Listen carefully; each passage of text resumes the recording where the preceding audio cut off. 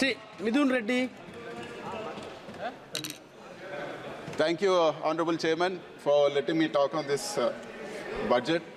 First of all, I'd like to congratulate our Honorable Finance Minister for assuming charge as Finance Minister once more time.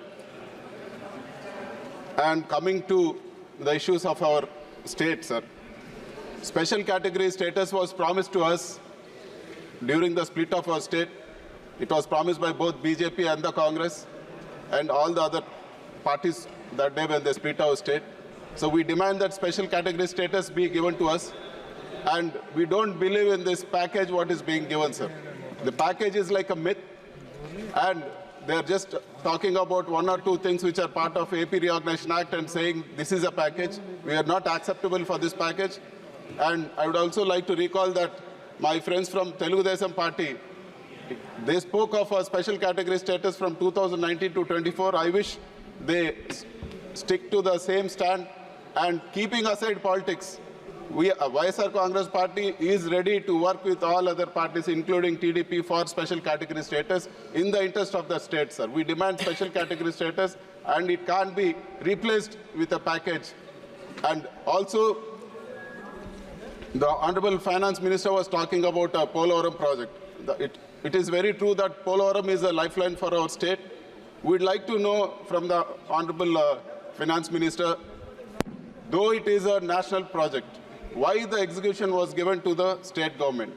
For what reasons? NDA was in power. The whole issue, giving execution to the state government is sort of blunder for this project, sir. The whole project has been messed up, and it was accepted at 2014 rates, which is not at all acceptable. It's 10 years now.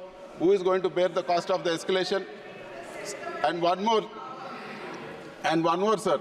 We'd like to know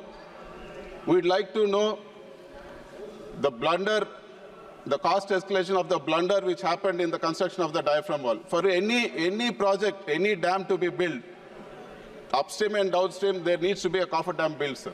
A coffer dam, the purpose of the coffer dam is to prevent the flood during the construction so that the main dam doesn't get affected. But what happened in Polavaram project, the diaphragm wall, which is the foundation of the main dam, was built without the coffer dams being completed. Thereby the flood eroded the whole diaphragm wall, sir. If the project is built on this same diaphragm wall, it is going to affect the security and safety of the project, and it's going to lead to a huge catastrophe. Sir, I would like to know, since this diaphragm wall is damaged, who is going to bear the cost of the diaphragm wall, which has to be built parallelly, which has to be constructed again, and it's going to cost thousands of crores? Is the state going to bear this or the center going to bear this? We don't accept this being put as a burden on the people of our state, sir.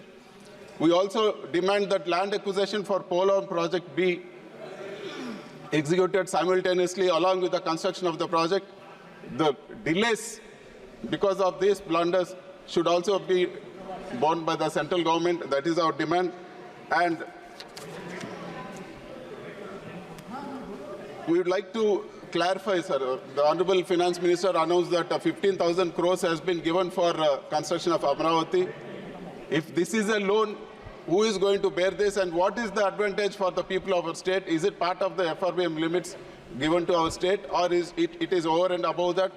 So, as of what we understand, it is from the taxes of our people, and what is the advantage we are going to get with this 15,000 crores? We appreciate any help being done to the state, but we demand that it should be in the form of a grant and not in a loan. And we also want to know the timeline for Kadapa-Bangalore railway line. Now, the Telugudesam and BJP are in power in the state, so we would like to know when the Kadapa-Bangalore railway line will be finished. And we also oppose the privatization of Visakhapatnam steel plant, sir. If we sell Visakhapatnam steel plant at this juncture without a proper iron ore mine, there is no way justice will be done. We demand that iron ore mines be allotted for Visakhapatnam steel plant, and the government own this.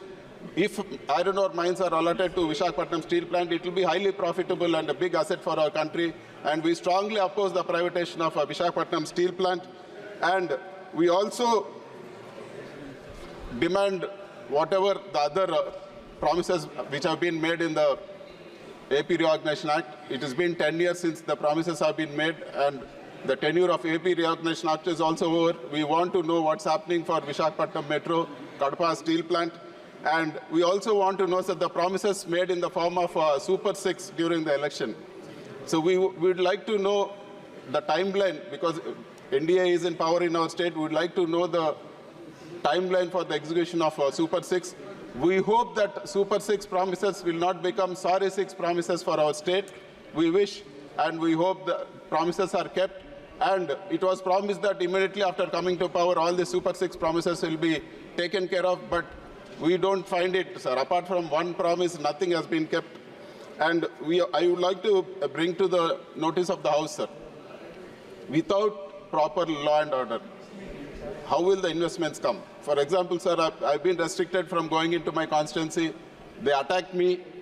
They had burned my vehicles. They destroyed my vehicles. The attack was, it was in the full glare of all the TV channels. And finally, a case was booked against me, sir. The attempt to murder case was booked against me. After an attack happened on me, a reverse case was booked against me. Such is the law and order situation. If the law and order situation is so bad in our state, how will investments come into our state, sir? I demand from the government that law and order be restored in our state, and all the violence has to be put to an end. And I would also request the government not to cut down on the spending of the 11 lakh crore capital expenditure for various other reasons. And also, I demand that MSMEs be given a top priority, because MSMEs constitute 30% of our GDP and 45% of our exports. They have huge issues in raising capital, sir. So, and they also have huge issues in regulatory compliances. So if these things are taken care of, MSME will grow further, and it's good for the economy of our country. And it is one of the major steps we need to take for achieving a 5 trillion economy, and hoping that the Honorable Finance Minister will answer to all our concerns. I end the speech. Thank you very much. Thank you. Thiru Subrayan.